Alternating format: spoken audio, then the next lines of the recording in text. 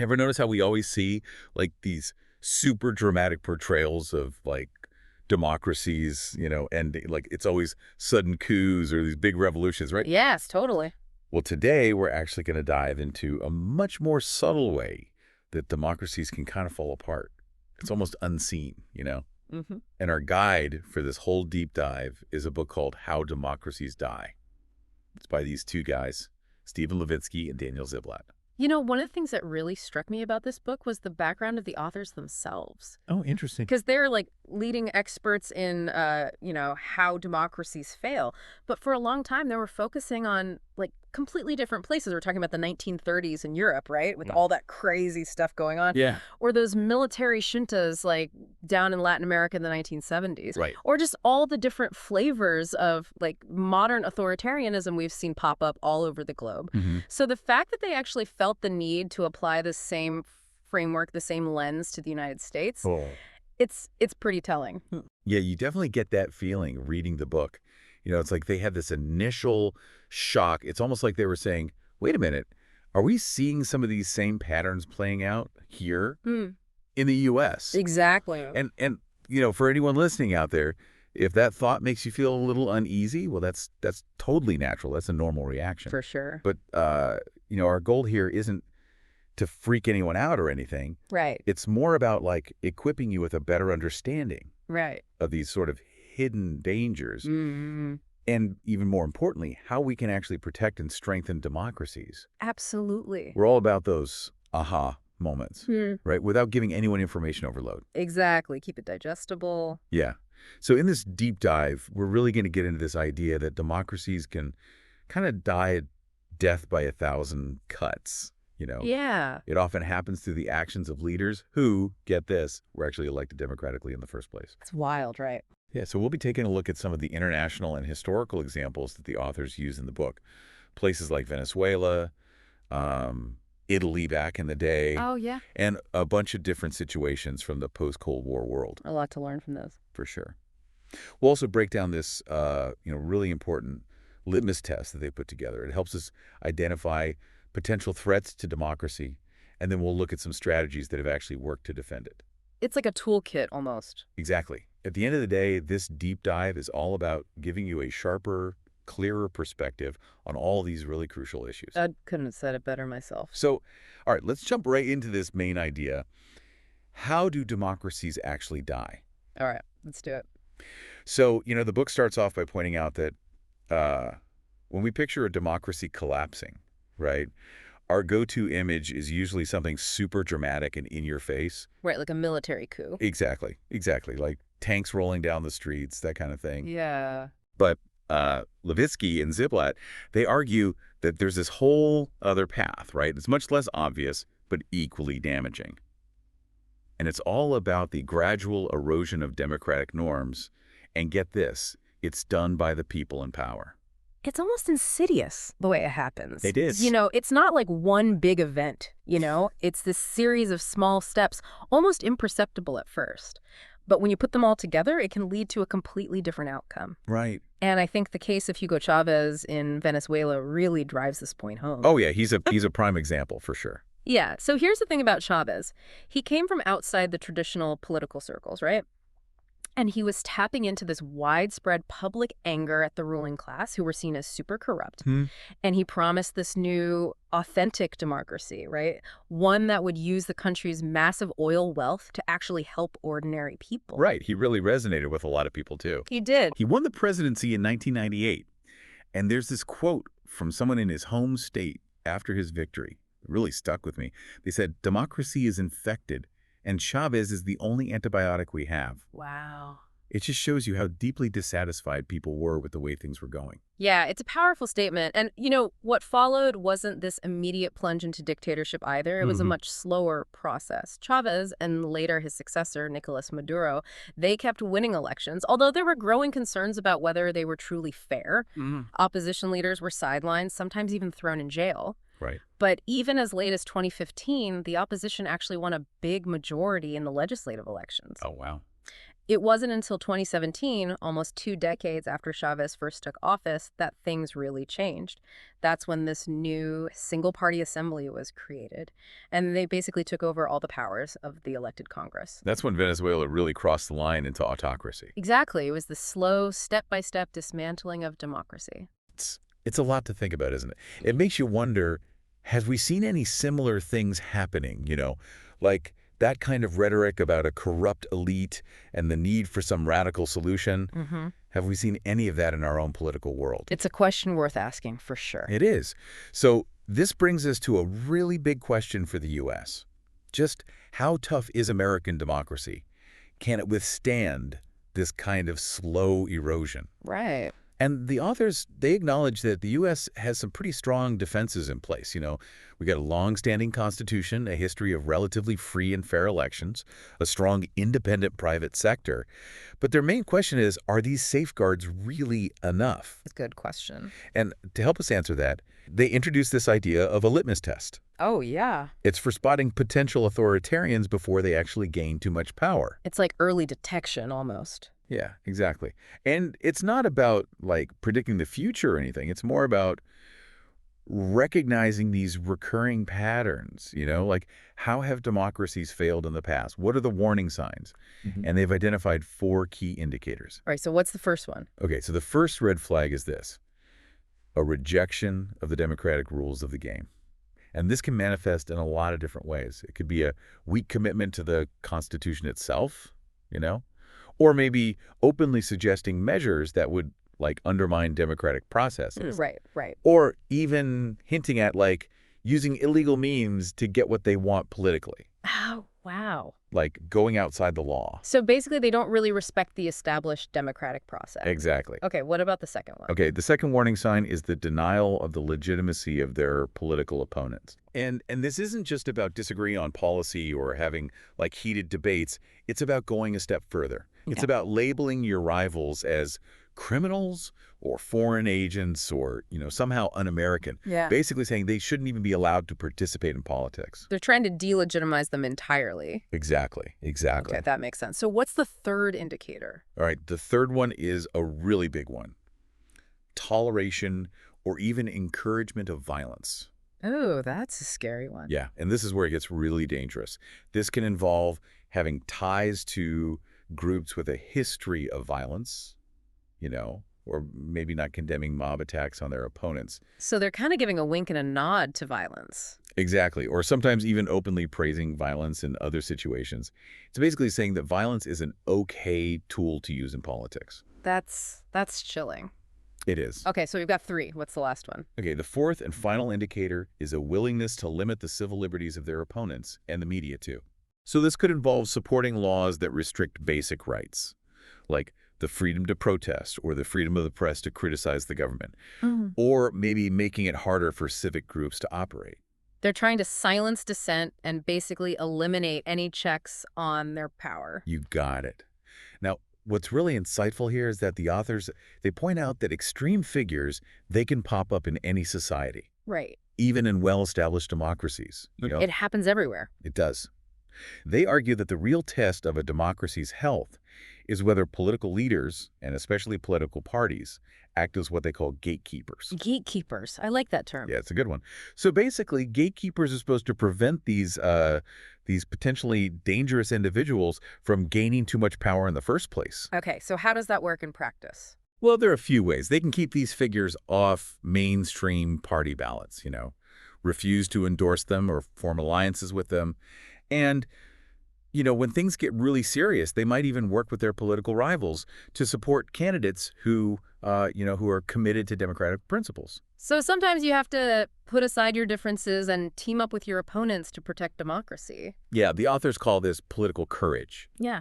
Putting those democratic values above short-term gains for your party. It's not easy, but it's crucial. It is.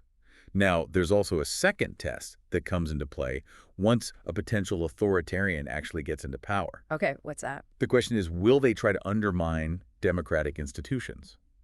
Or will they be held in check by them? Right, because just having the institutions in place isn't always enough. It's not. And the book emphasizes that institutions alone, like constitutions and independent courts, they're not enough on their own. You need something more. You need a solid foundation of democratic norms, too. Oh. These are like the unwritten rules of behavior, the mutual respect that's supposed to guide how people in politics interact with each other. They're like the guardrails almost. Exactly. But what happens if those norms start to erode? Well, that's when things get really dangerous. Mhm. Because without those shared norms, those institutions can actually be twisted and used to weaken democracy. Wow. Yeah, it's scary. So these elected autocrats, they can basically manipulate the system to their advantage. Exactly. They might try to weaponize the legal system, Yeah. or pressure the media and businesses to toe the line. Right, right. They might even try to rewrite the rules of the game to benefit themselves and hurt their opponents.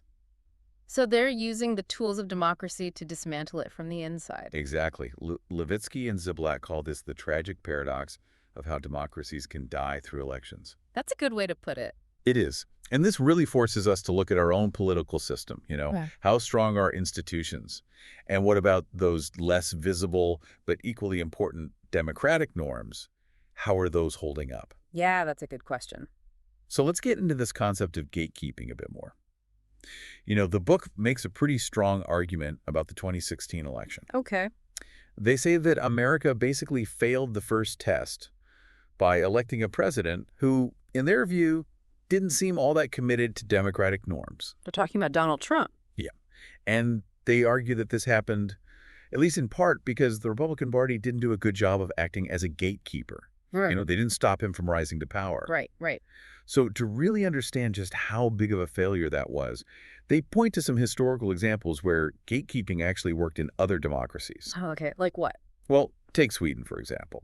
Between the two world wars, they had a situation where the Conservative Party's youth wing became, pretty radical. Oh, no. Yeah, they started openly supporting Hitler. Yeah. And despite the fact that they could have lost votes, the party leadership, they made a really tough decision. What did they do? They expelled the entire youth organization. Wow, they kicked them all out. They did. They basically said, look, democracy is more important than winning elections. That's a powerful statement. It is. They also talk about Belgium in the 1930s. They had these far-right authoritarian parties gaining ground, and the established centrist parties, the Catholics, the socialists, and the liberals, they put aside their own differences and formed a united front against these extremists. That's pretty remarkable considering how different their ideologies were. It is. And the Catholic Party, they even campaigned against one of their former allies who had become a Nazi collaborator. And the Socialist Party, they chose to prioritize democracy over the chance to form a government on their own terms. They agreed to join a coalition cabinet instead. They were willing to make sacrifices for the greater good. Yeah. And there's another really good example from Austria in 2016. They had a far-right extremist who made it to the final round of their presidential election. Okay. And the leaders of the conservative ÖVP party, even though they completely disagreed with the left-leaning Green candidate, they openly endorsed him. Wow. Just to make sure that the extremist was defeated. A former chairman of the ÖVP even said publicly that they didn't want congratulations from any extremist groups after the election. They were drawing a clear line in the sand. They were. So, when you compare these examples to what happened in the U.S. in 2016, it's a pretty stark contrast. Yeah, it is. Because historically, the U.S. actually had a decent track record of gatekeeping. Figures like Henry Ford, Huey Long, Joseph McCarthy, George Wallace, they all had periods of significant public support. Right. But the two major parties, they mostly kept them on the fringes of power. So what changed? Why did gatekeeping fail in 2016? Well, the book explores a few reasons why those traditional gatekeeping mechanisms might have weakened over time. And one of the biggest factors they point to is the shift from the old convention system to the primary system for choosing presidential candidates. Okay, tell me more about that. So they describe the old convention system, the one with all those organization men and smoke-filled rooms. Yeah. It definitely wasn't a model of broad democratic participation. A lot of the power was concentrated in the hands of party insiders. Right. But the authors argue that this system actually served as a pretty effective filter. Oh, interesting. Yeah, because these party leaders, they knew the candidates personally, had these long-standing relationships with them. Yeah. And they could really assess their character and judgment. It was like a peer review process almost. Exactly. And that helped to keep some potentially dangerous figures from reaching the top. I see. But then, after the whole chaotic 1968 Democratic Convention, things started to change. What happened? The McGovern-Fraser Commission came in and led to the rise of these binding primary elections. And the goal was to increase Democratic participation, you know, give regular voters more say in choosing their party's nominee. That sounds good in theory. It does, but it also had some unintended consequences. Like what? Well, for one thing, it opened the door for political outsiders. Suddenly, someone with enough fame or money could basically bypass that whole invisible primary, that period before the official primaries, where candidates are trying to get endorsements from party leaders and donors and all that. Right, right. And they could just go straight to the voters. Interesting. Yeah, the book mentions people like Pat Robertson, Pat Buchanan, Steve Forbes. Yeah. They all took advantage of this new landscape. They were able to circumvent the traditional gatekeepers. Exactly. And the growth of alternative media, like cable news and social media, that really accelerated this trend. It gave these outsiders even more platforms to get their message out there and build a following, even without the support of the party establishment. They can go directly to the people. They could. And the authors specifically talk about the role of the conservative entertainment complex in potentially radicalizing certain segments of the electorate. Right. Which brings us to Donald Trump's 2016 campaign. Okay. The book really emphasizes how he basically finished last in that invisible primary. He didn't have many endorsements from big-name Republicans. But he still won the nomination. He did. And it's a clear example of how the primary system in this new media landscape seemed to have weakened the party establishment's ability to act as a gatekeeper. They lost control of the process. It did. And, some parts of the Republican establishment did try to fight back. There was the whole #NeverTrump movement, Mitt Romney's speech, some critical articles in conservative publications. There were even some last-minute attempts at the convention to let delegates vote against the candidates they were pledged to support. But it wasn't enough. It wasn't. And as the book points out, these efforts were ultimately too little, too late. They didn't have the power to actually change things because the power to choose the nominee had shifted away from those party insiders and toward the primary voter. Right. The rules of the game had changed. Exactly. So with all of that context in mind, the book then applies their litmus test directly to Trump's 2016 campaign. Okay, let's revisit those 4 indicators. All right. So first up, we have the rejection of democratic rules. During the campaign, Trump repeatedly questioned the integrity of the election process. He even suggested that he might not accept the results if he lost. And he openly praised violence against protesters at his rallies. That's a lot to unpack. It is. Okay, what about the second indicator, the denial of opponent legitimacy? Well, there's the famous example of him calling Hillary Clinton crooked. He also suggested she should be imprisoned and made that incredibly controversial remark about Second Amendment people. A lot of people saw that as a veiled threat. Yeah, that was a really disturbing moment. It was. Okay, what about the third indicator, the tolerance or encouragement of violence? Well, beyond the rallies, there was that time he offered to pay the legal fees of a supporter who assaulted a protester. And then there was that whole implied threat about Second Amendment people, which we already talked about. Right. It definitely seemed like he was condoning violence, or at least not discouraging it. Yeah, for sure. And finally, there's the fourth indicator, the willingness to limit civil liberties.